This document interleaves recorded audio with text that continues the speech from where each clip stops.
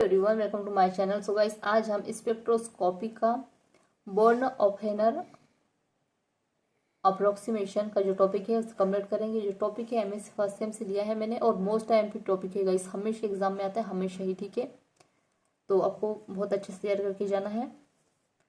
तो चलिए देखते हैं। इस अप्रोक्सीमेशन के अनुसार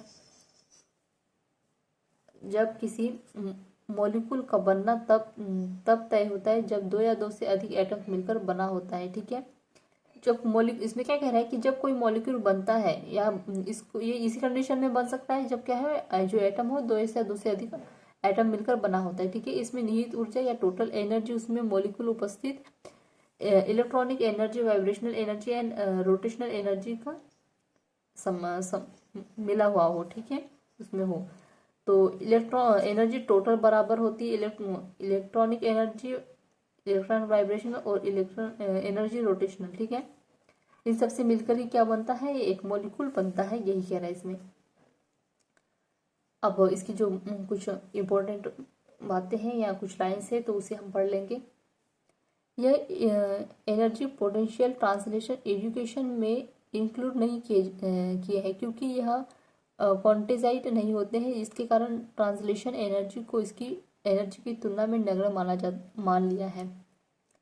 चूंकि न्यूक्लियर एनर्जी इसमें इंक्लूड नहीं होता है क्योंकि नॉर्मल स्पेक्ट्रा NMR को छोड़कर में न्यूक्लियस पर कोई इफेक्ट नहीं पड़ता क्योंकि न्यूक्लियस भारी होता है तथा इसका स्पिन इलेक्ट्रॉनिक स्पिन मास के तुलना में नगण्य होता है। ठीक है, अब आगे देखते हैं। फिर कह रहा है यहाँ ध्यान देना आवश्यक होता है कि इलेक्ट्रॉनिक वाइब्रेशनल रोटेशनल ऑफ एक दूसरे पर डिपेंड नहीं होते। ठीक है, जो इलेक्ट्रॉनिक वाइब्रेशन होता है और जो रोटेशनल होता है वो एक दूसरे पर डिपेंड नहीं होते, अर्थात अलग अलग रेडिएशन या लाइट में अलग अलग ट्रांजिशन होता है। ठीक है, तो आगे देखते हैं। मॉलिक्यूल के लिए हैमिल्टोनियम हम इस प्रकार लिख सकते हैं, H बराबर Tn plus Te plus VEC plus VEH plus VNH। ठीक है, यहाँ पे जो है इन सभी का जो है दिया गया है कि Tn क्या होता है, kinetic energy operation of all nucleus. Te होता है kinetic energy operator of all electron. PEC होता है potential energy operator of coulombic repulsion. ठीक है, Pn होता है potential energy operator of electron क्या है, ये न्यूट्रेशन है। Vn बराबर होता है potential energy operator of nucleus repulsion. ठीक है, अब आगे देखते हैं। यहाँ पे जो है एक डायग्राम से समझाया गया है। ठीक है, फिर क्या करें, यदि जाई एक आइगन फंक्शन है तब H का तब H जाई R1 R बराबर E जाई R1 R। ठीक है, समीकरण नंबर 3 है। हैमिल्टोनियन होगा HE बराबर TE plus VEC plus VN, ये समीकरण नंबर 4 है। श्रोडिंगर वेव इक्वेशन से HE जाई E R1 R बराबर E स्मॉल e जाई E R1 R। ठीक है, और ये समीकरण नंबर हमारा 5 है। इसमें क्या है, R1 क्या है, इलेक्ट्रॉनिक कोऑर्डिनेट है और जो इस कैपिटल R है वो क्या है, इंटरन्यूक्लियस डिस्टेंस है। ठीक है, फिर आगे कह रहा है एटम या मॉलिक्यूल की पोटेंशियल एनर्जी निकालने के लिए VNN और EVR को जोड़ देता है। ठीक है, जोड़ देते हैं तो VR बराबर E small e plus VAN, तो क्या निकल के आ जाएगा हमारा यहाँ पे एटम और मॉलिक्यूल पोटेंशियल एनर्जी निकालने के लिए। ठीक है, तो अब VR बराबर capital E small e plus ZA ZB C² upon 4 pi epsilon R। समीकरण नंबर 6 है ये। अब आगे देखते हैं। फिर इसमें कह रहा है कि न्यूक्लियस के लिए हैमिल्टोनियन होगा H बराबर Tn plus VNN plus EN।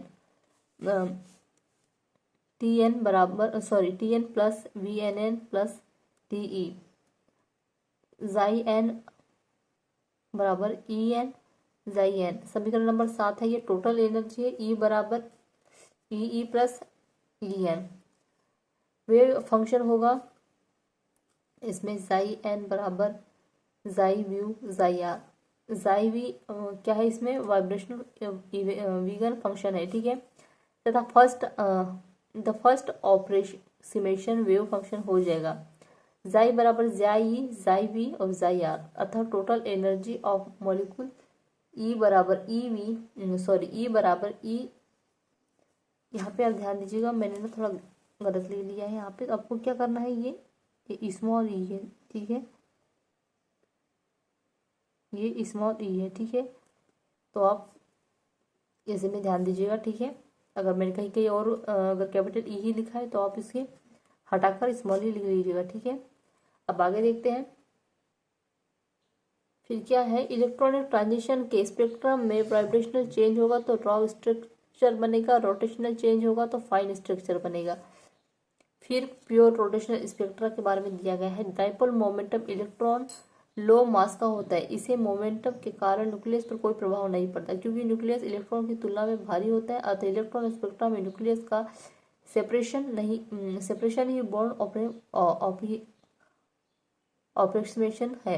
अतः न्यूक्लियस को फिक्स मानते हुए इलेक्ट्रॉन के लिए वेव फंक्शन प्राप्त किया जा सकता है, ठीक है।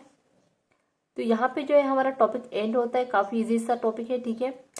और आई होप कि आपको अच्छे समझ में आया होगा। So please channel like subscribe कर दीजिएगा, बेल आइकन प्रेस कर दीजिएगा और कमेंट में जरूर बताइएगा आपको ये नोट्स कैसे लगे। और कोई नोट्स अगर आपको और चाहिए होता है जो कि मैंने वीडियो नहीं बनाया तो आप वो भी मुझे कमेंट में मैसेज कर सकते हैं, ठीक है। कमेंट कर दीजिएगा कि ये वाला टॉपिक कंप्लीट कराइए, तो मैं पूरी कोशिश करूँगी उस टॉपिक को कंप्लीट करने की, ठीक है। और अगर आपको MSc फर्स्ट सेम के नोट्स परचेस करने हैं तो मुझे आप व्हाट्सएप पे मैसेज कर दीजिएगा। डिस्क्रिप्शन पे मैं आपको व्हाट्सएप का नंबर दे दूँगी, तो वहाँ से आप मुझे मैसेज कर सकते हैं, ठीक है। Thank you.